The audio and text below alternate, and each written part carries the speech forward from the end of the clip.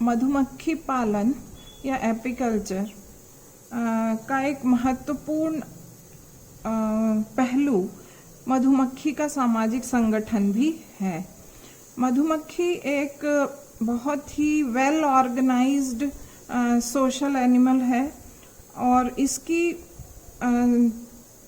Society में या इसके छत्ते में 3 प्रकार के प्रभेद या कास्ट पाए जाते हैं।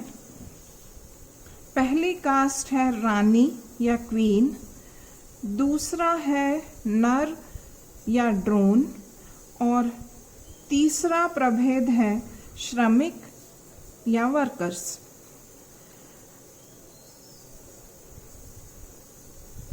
निषेचित और अनिषेचित 2 प्रकार के एग्स या अंडे रानी द्वारा प्रोड्यूस किए जाते हैं।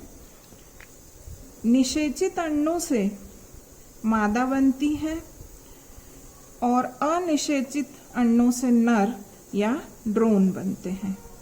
जो मादा लार्वी बनते हैं फिर उन्हें श्रमिक या वर्कर्स द्वारा 2 प्रकार के मादाओं में विकसित किया जाता है।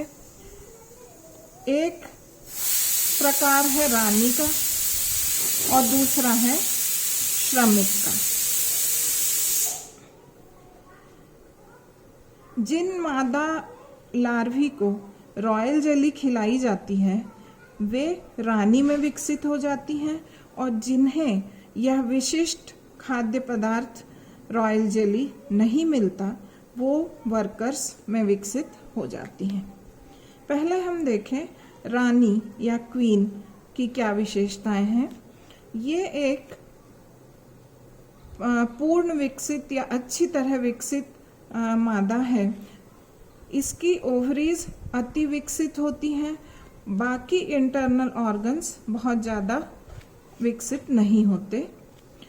इसमें डंक या वैक्स ग्लैंड्स नहीं पाई जाती। एक छत्ते में एक ही क्वीन या रानी होती है। जब लार्वा को रॉयल जेली खिलाकर पाला जाता है तब वह क्वीन में या रानी में विकसित हो जाती है। एक रानी पूरे जीवन काल में केवल अंडे देते रहने का कार्य करती है। एक दिन में 1500 से 2000 अंडे इसके द्वारा दिए जाते हैं। कौन से अंडे फर्टिलाइज्ड होंगे और कौन से अनफर्टिलाइज्ड ये रानी की इच्छा पर निर्भर करता है। लगभग 5 वर्ष के जीवन काल में एक क्वीन 15 लाख अंडे लगभग 15 लाख अंडे देती है। जब रानी की अंडे देने की क्षमता खत्म हो जाती है या कम होने लगती है तब श्रमिक उसे छत्ते से बाहर फेंक देते हैं और एक नए फीमेल लार्वा को रानी में विकसित कर दिया जाता है। इसके बाद हम आते हैं दूसरे प्रभेद पर, वह है श्रमिक या वर्कर्स। ये सबसे छोटी होती हैं आकार में, लेकिन ये छत्ते की जीवन रेखा या लाइफ लाइन होती हैं। छत्ते के जटिल तंत्र को चलाने के लिए किए जाने वाले सारे कार्य श्रमिक ही करती हैं।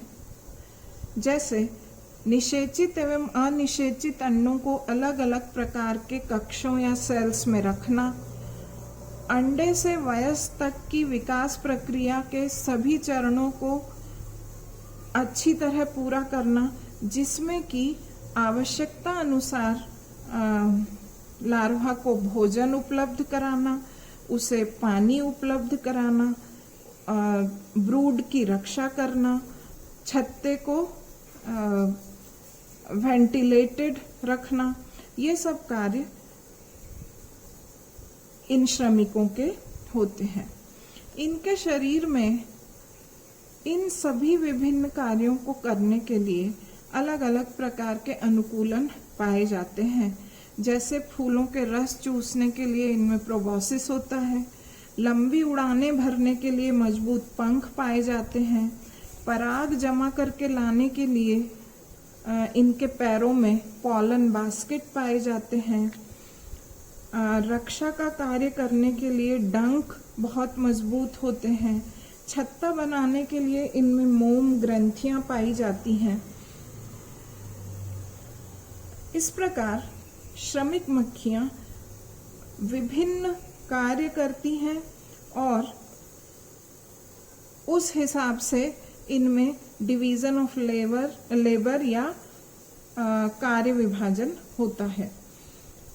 रानी की देखभाल करने वाली श्रमिक मक्खियां बहुत कुशल मानी जाती हैं। रानी को विकसित करना, जब वह अंडे दे रही हो तो उसके भोजन का ख्याल रखना, उसके सेल की सफाई करना, ये सब बड़े विशेष कार्य होते हैं जो श्रमिक मक्खियां करती हैं। अब हम आते हैं तीसरे प्रकार के प्रभेद पर, जिसे हम नर या ड्रोन कहते हैं। ये अनिषेचित अंडों से विकसित होते हैं। इनका कार्य है रानी को फर्टिलाइज करना या निषेचित करना। ये पूर्ण रूप से श्रमिकों पर निर्भर होते हैं अपने भोजन, आवास और रक्षा के लिए। छत्ते में ड्रोन सेल अलग होते हैं और श्रमिक मक्खियां इनका पूरा ध्यान रखती हैं।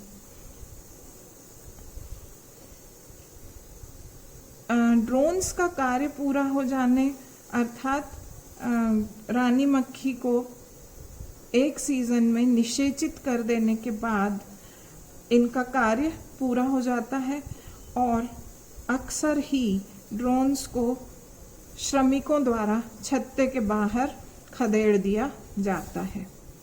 तो ये थी मधुमक्खी के छत्ते में पाए जाने वाले 3 प्रभेद या 3 कास्ट, और अभी हमने देखा इनका सोशल ऑर्गेनाइजेशन।